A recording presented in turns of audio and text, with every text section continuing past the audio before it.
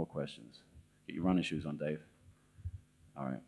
I see Steve. Actually, I was about to say, yes, we have a celebrity bassist in the audience. Ladies and gentlemen, a round of applause for Mr. Steve Lawson. Woohoo! Steve has a question. Yeah, I've got a question about maintaining focus. Because, as you know, I'm a massive fan of your latest record. And Which I'm selling at the TC booth right after this show. And he hadn't asked me to say that. No, I think it's great. But I think what's really struck me about it was that, I mean, I know the kind of position you're in. I know the kind of expectations put on people who play the way you can to make certain kinds of records. Right. And especially coming off the back of a series of pop tours, that there must have been a shitload of stuff swimming around in your head about the kind of record you could have made. Yes. How the hell did it end up where it was? I'm glad it did. But How do you maintain focus? You know, I've always, it's a really great question, and I'm a really insanely focused person. And people ask me about, like, oh, will you get into this? No, I really get into it. You know what I mean? Whatever I'm doing, and the bass happens to be what I ended up ultimately getting into. So, but peripherally, with all the other things I do, I really get into them. And I am somehow, I don't know, maybe it's going to run out one day, able to maintain an incredible amount of mental focus anyway, regardless of the topic. So that's kind of something I'm naturally born with, and it doesn't work for everyone. You know, it really doesn't. Some people are different and do just as much in another field, but with a different outlook. With that record, I've always been really conscious of listening to, who said this?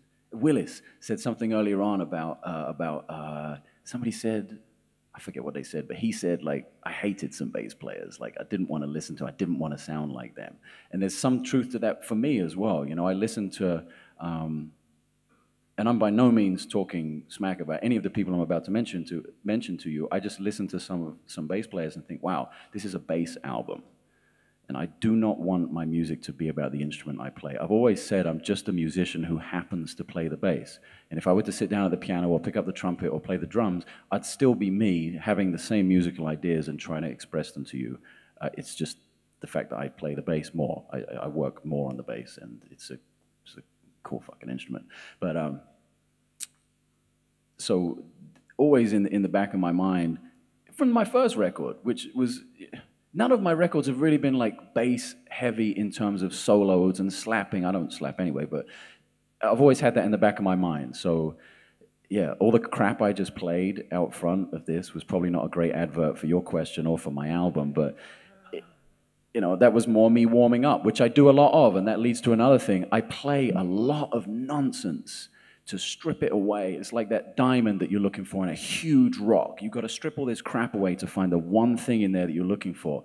And my practice routine will sound like, a lot of the time, what I just played for you up front, which is just jamming. It's just searching for things. And it's like, it's almost like philosophers sitting in a room and talking to each other and trying to find answers to questions and come up with new ideas and new concepts and new philosophies. It's exactly the same with music. And music I liken so much to language anyway. It's just, everything is vocabulary. And it's how you use it, and it's how much experience of life and of music that you have, and leading to the story you have to tell as a musician, no matter what you play. So I think all of that led to making that record. And it was also the rhythm section that I'd always wanted to make a record with Jojo Mayer and Tim Miller, who are just like two of my favorite human beings in the world. That's the other thing. And we can get onto the pop thing, and I'm going to say almost the same thing about the pop touring thing and being a musical director, which I do a lot of when I play pop gigs. I socialize with these guys, you know. I look after these guys' kids and stuff or whatever, you know. We'll hang out. We will do things completely unrelated to music, and we have an emotional and spiritual connection to each other, which ends up making the music so much more special in the end. It's not like, oh, who am I going to call? I could call Dennis Chambers. Yeah, he plays fast.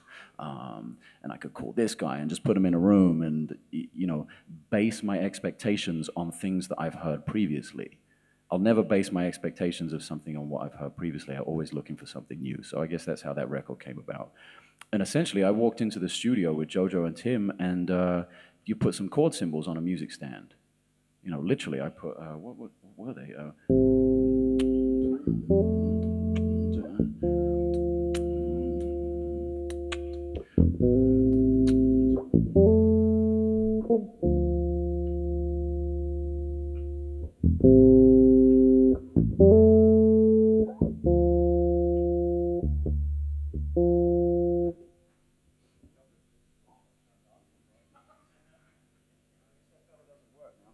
That's sad. But I really gave them those 3 chords, and that one tune, it's called Next, on the album, ended up becoming this huge, like, symphonic thing with, I overdubbed some trumpet and distorted it. I was just looking for new things, I think, and I didn't want to make a Marcus Miller record or a somebody else record. I didn't want to make a Stravinsky record either, you know what I mean? It was like, okay, who am I? I guess that's the question. That's the eternal question. Who the hell am I? Why am I here? Why am I doing this? I think those are the kind of questions I'm asking myself when I go and make, and that not just for my own music, but for everything as well. Like I said, when I was doing the pop tour last year, I was like, okay, what do the words to these songs mean? What's the message here? Why am I in this situation, and why am I playing this music? You know, so it's, I'm getting long-winded here. Sorry.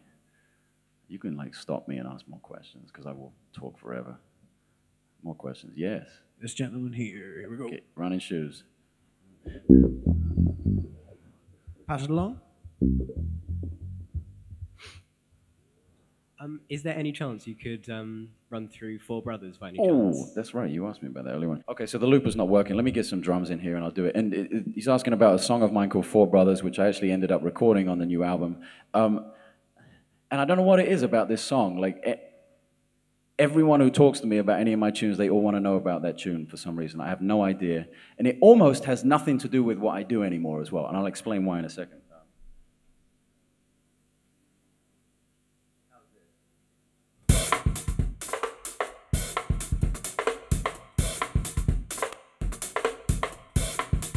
So it's not really the groove from the record, but it'll do for now.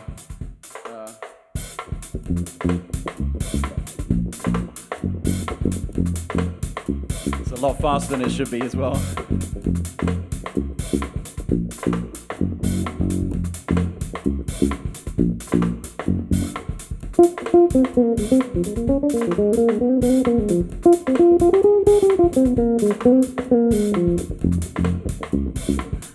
And that's essentially it.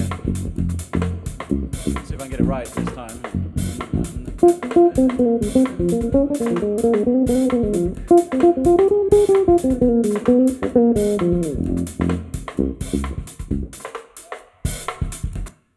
And what was it you wanted to know about the tune specifically?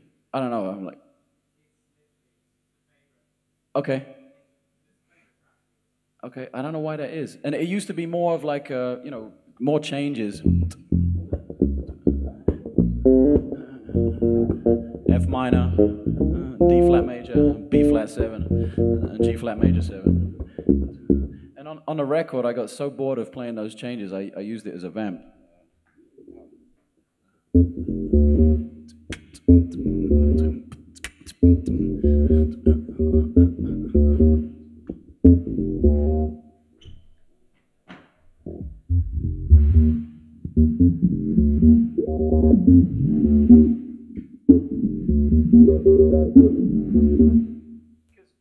Because, and I'll tell you where that came from, we played a gig in Oslo, a completely improvised gig for 2 hours, and that groove appeared in the middle of the gig. And I was like, and I filmed it luckily, and I had the clip, and I put that clip aside in a folder, and I said, that is going to be the groove. When I record this song for Brothers, that is going to be the groove. And then when it comes to making the record, I kind of, if things really stand out and I think they're melodically strong, I'll take them, or little ideas, and that's how it came about. And I reharmonized the bridge slightly for the album. It was different from how I wrote it. I don't know.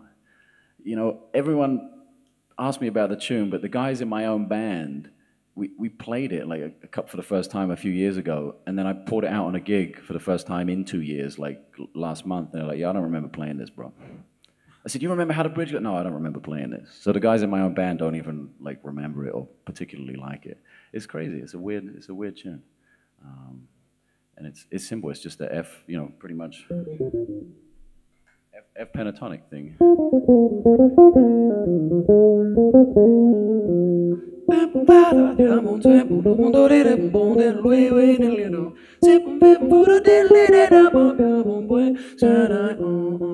And that's, you know, that's it.